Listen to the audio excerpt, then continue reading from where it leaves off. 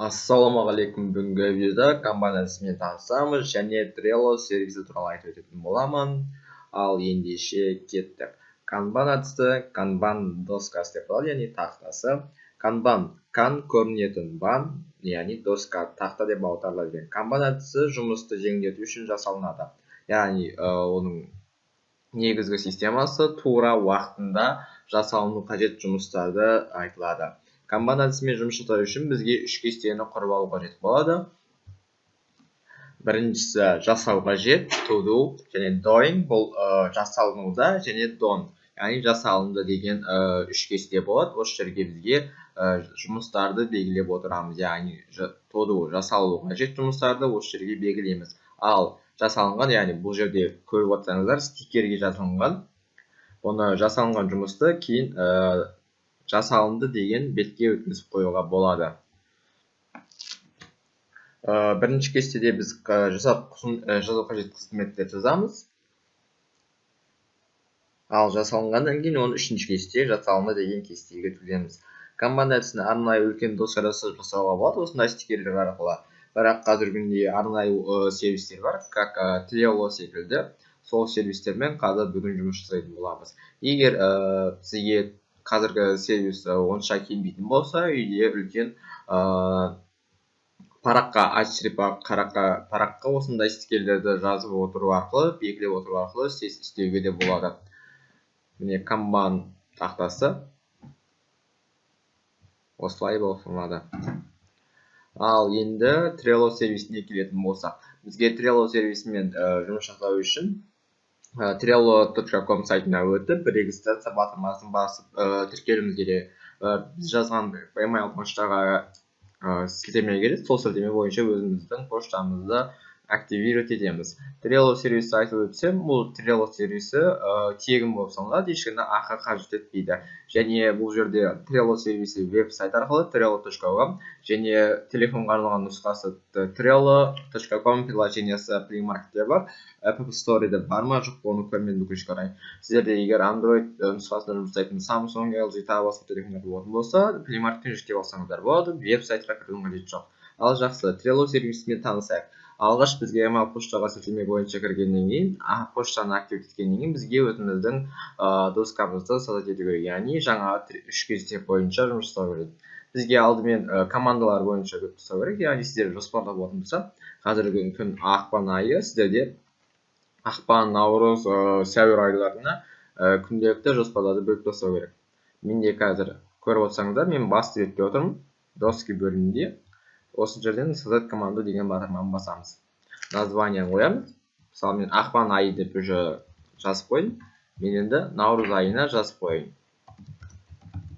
Наурыз. Создать деп басамыз. Создать басқаннан кейін бізде наурыз категориясы ашылады осы жерден. Одан кейін осы жерге біз тағы жұмыстарды қоятын болсақ болады. Мысалы, күнделікті жұмыста создать доску басамыз, мына жерден түстер өзгертуге болады әртүрлі. Көк түсті таңдаймыз. Өзіңізге ұнайтын түсті таңдайсыз, сосын создать команду дегенді басамыз. Міне, бізде осындай не ашылды.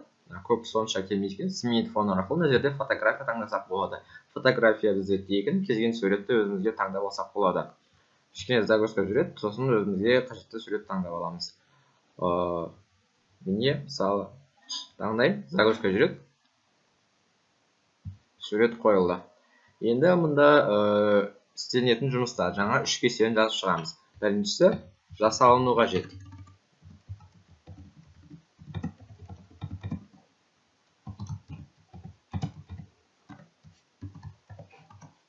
Енді жасалынуда.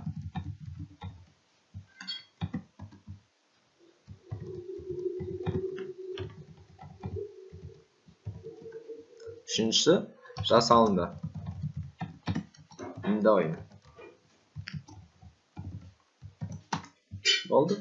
Үш кестені жазып алдық. Тағы бір кесте қойсақ болады. Бұл жаңа идеялар деп.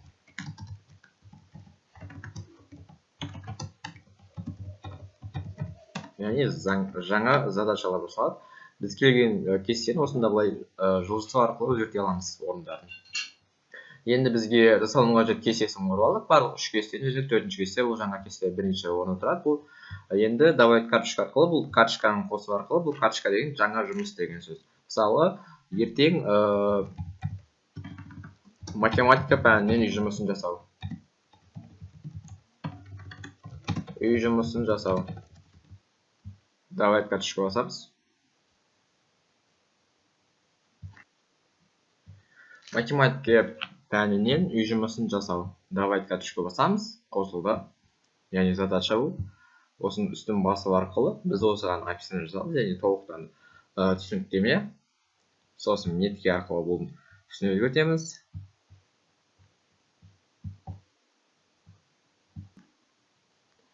Енді мұнда сұрақ қоюға болады, яғни жасалыну қажет уақыт бүгін 4-ті, ертең 5 күнге осы уақытта қоя аламыз.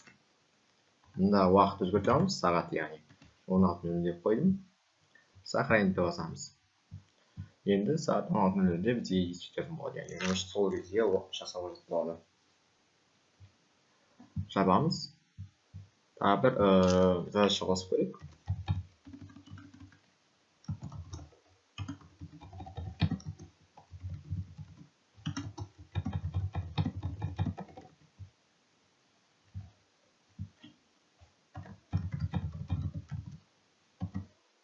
Карточка басамыз.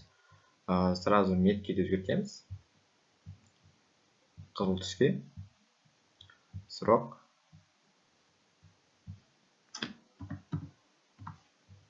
Не қойылды. Қызыл түс бізге бұл жұмыстың жасалынбағанын білдіреді.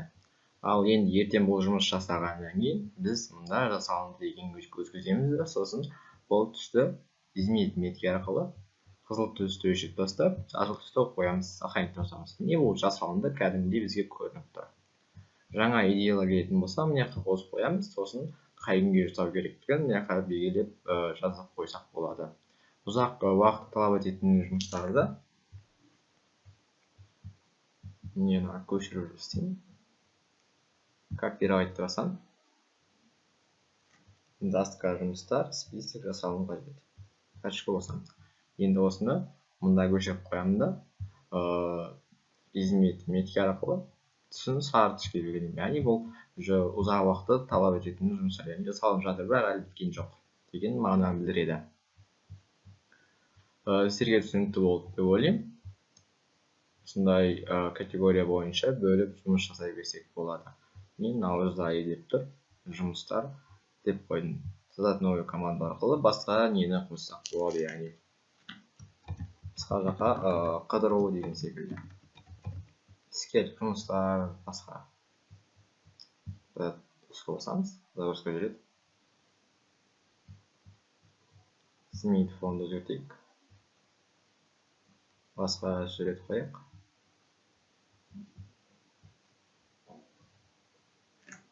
Міне қойылды, керемет суреттер бар.